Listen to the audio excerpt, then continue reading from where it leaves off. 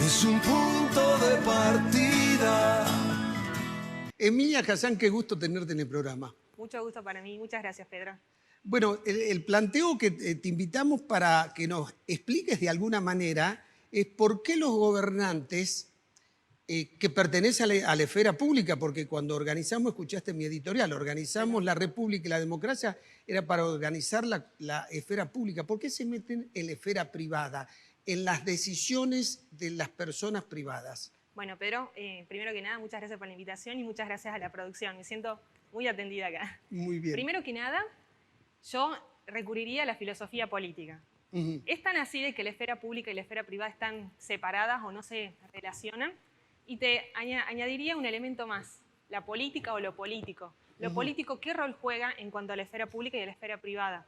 Nosotros cuando hablamos de política, para que la audiencia nos entienda, hablamos de la política como campo donde se dirimen los sentidos, donde se dirimen los significados. Y vos decís, pero ¿cómo interviene esto? Bueno, vamos a lo público. Yo te digo el Estado.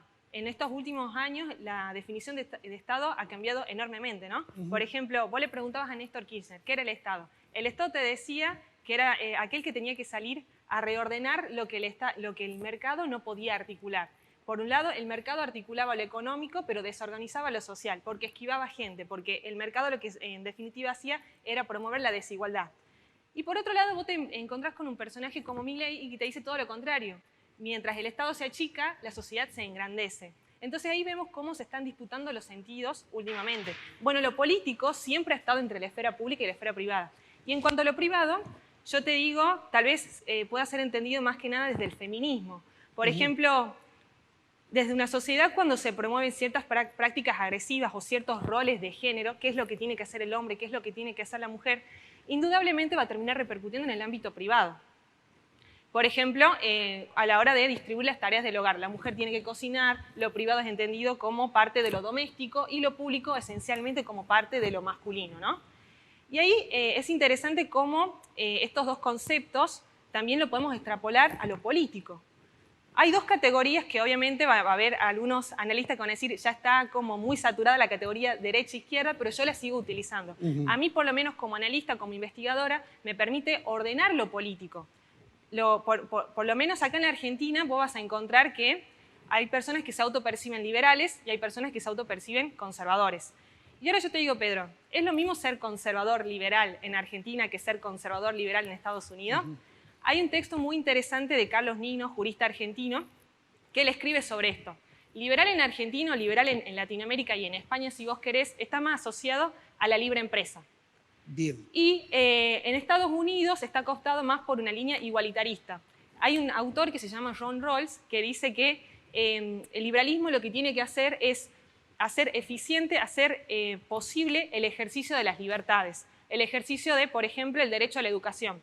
Yo tengo derecho a la educación, pero yo como Estado tengo que asegurar, tengo que promover las condiciones para garantizar ese ejercicio de ese derecho. En cambio, los conservadores te van a decir...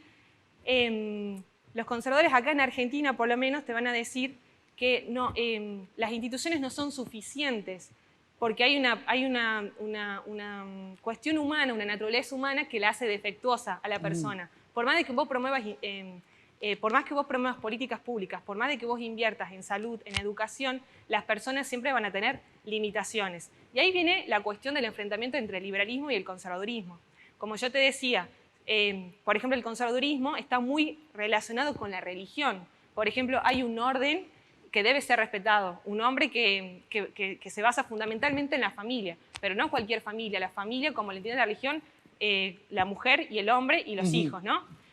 Y por otro lado, también tienen esto de que la razón tiene una capacidad limitada y por lo tanto no puede promover el progreso. Es decir, el cambio en la sociedad se tiene que dar dentro de las instituciones.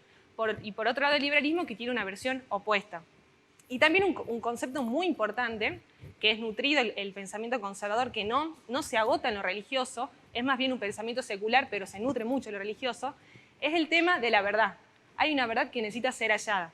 Y toda institución, toda corriente filosófica, toda corriente política que se oponga a esa verdad está destinada a fracasar. Y vos me decís, Emilia, ¿para qué haces esta introducción si estamos hablando de Milei? Bueno, porque Milei es alguien que se inscribe dentro del pensamiento conservador, como bien lo escuchamos en el discurso de Davos, donde hacía alusión a la familia, hacía alusión de que la familia tiene la obligación de promover la educación, de que no es posible entender estas cuestiones de género, ataca al feminismo abiertamente, incluso yo lo miro con mucha preocupación a esto de comparar la pedofilia con la homosexualidad. Tenemos que aclarar que no son lo mismo. Pedofilia es una perversión sexual, en cambio la homosexualidad es una orientación sexual. Sí, esa fue una construcción política de él para autojustificarse en su discurso. Exactamente. Me parece que eso a la sociedad le quedó claro y si no, por lo menos estamos tratando de echar un poco de claridad en eso. Claro, por lo menos llevarle esta claridad a la audiencia para que no repitamos cosas que no son. Ahora, no solo se lo ve a Milei hablando sobre eso, Donald Trump también y Giorgia Meloni, que primera ministra de Italia también. ¿Por qué? Esos son los puntos de conexión con lo que acá en Argentina particularmente popularizó Juan Gabriel Tocatlián. Él es sociólogo y es vicerrector de la Universidad Torcuato Di Itela, que es la Internacional Reaccionaria. Viste que en el siglo pasado hablábamos de la Internacional Comunista, la Internacional Socialista. Bueno, la Internacional Reaccionaria viene a ser algo más o menos parecido, donde se reúnen líderes, jefes de Estado, referentes como Vox en España, Giorgia Meloni en Italia, Víctor Orbán en Hungría, Donald Trump en Estados Unidos, Milei y Jair Bolsonaro en Brasil. Obviamente tengo que aclarar, hacer esta salvedad, que no todas las derechas son iguales, pero hay un patrón que siguen al menos Giorgia Meloni, Trump y Milei. ¿Cuál es? El tema del género. Hay una obsesión con el género. Por ejemplo, Giorgia Meloni en sus discursos y en sus intervenciones, ella se autodefine como mujer italiana y como madre de familia. Y ella dice, yo no estoy en contra de las mujeres, estoy en contra del feminismo. El feminismo vendría a ser en Italia, para Giorgia Meloni, todo aquello que socava la identidad italiana. Ella dice que la escuela no tiene la obligación de promover, por ejemplo, decir qué está bien, qué está mal en cuanto al género, en cuanto a la identidad sexual. Ese es el rol de la familia. Pero resuelve el rol de la mujer solamente en cuanto a la institución familiar. La institución familiar como el acervo para transmitir esa identidad italiana. Bien. En Estados Unidos pasa algo más o menos parecido en cuanto al género. Vos recordarás en la inauguración de Trump que decía, vengo a decirle que hay dos sexos. Y solo dos. Exactamente. Y bueno, ya hemos visto de que, por un lado, con toda la influencia de los últimos años en cuanto a los estudios de género, que una cosa es el sexo y otra cosa es el género. El sexo tiene que ver más con las hormonas, con la cuestión biológica, el género tiene que ver con los roles que te asigna la sociedad, ¿no? ¿Y qué pasa acá? ¿Quién queda afuera? Bueno, todas las identidades que no se reconocen ni como femeninas ni como masculinas, los no binarios o los trans. Así que es una discusión que se está dando y obviamente Milei, al tener estos socios ideológicos, más como Donald Trump, llevando a cabo o liderando una potencia como es Estados Unidos, se siente más cómodo para hacer este tipo de declaraciones, donde después esto obviamente recibió el respaldo de Elon Musk, ni nada menos. Pero sí hay que mirarlos muy de cerca para tener en cuenta cuáles son las diferencias. Bueno, ahí te dije una similitud, lo que es el género. Por otro lado, en lo económico, vos me vas a decir, Milei no es nacionalista, pero él en el discurso de Davos y en otras intervenciones públicas e internacionales, él viene a decir que él viene a defender a Occidente. Bueno, también es una similitud en cuanto a Giorgia Meloni, a Víctor Orbán y a Donald Trump, que dicen que Occidente está en peligro. Para Milei, Occidente está en peligro en cuanto a la inmigración y en cuanto al socialismo. Una visión anacrónica, porque ya no corremos el riesgo de ser invadidos por los comunistas como a él le gusta pensar, ¿no? Tiene que ver más que nada con una cuestión de la Guerra Fría. Es como resucitar enemigos. Sí.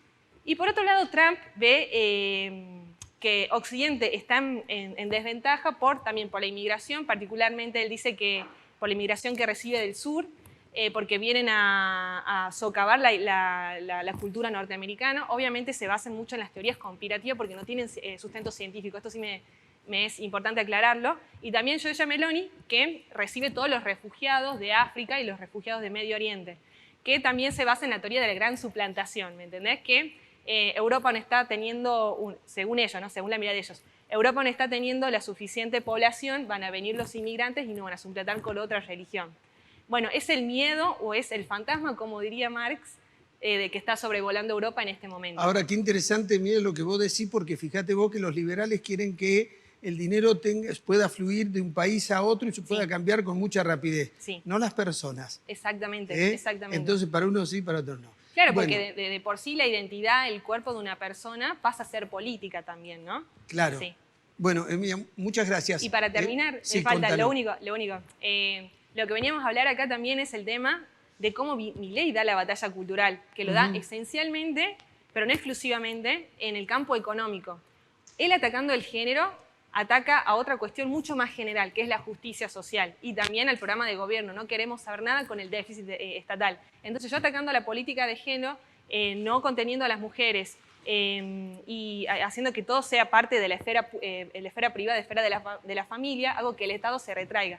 Y la familia viene a ser como el último eslabón donde recaen todas las responsabilidades sociales y económicas. Ahora yo te digo, Pedro, ¿por qué es esencial para Milei dar esta batalla cultural? Es solamente ganar la próxima elección, es solamente ganar este año en las legislativas, es solo ganar en el 2027, o quiere construir un proyecto libertario donde pueda construir identificaciones. Bien, interesante tu pregunta. Creo que cada uno en su casa debe ir buscando las respuestas porque esto es un proceso continuo. Exactamente. Porque a veces tiene marcha y contramarcha. Exactamente. Gracias, Emilia. Gracias, Pedro. Ya volvemos. Es un punto de partida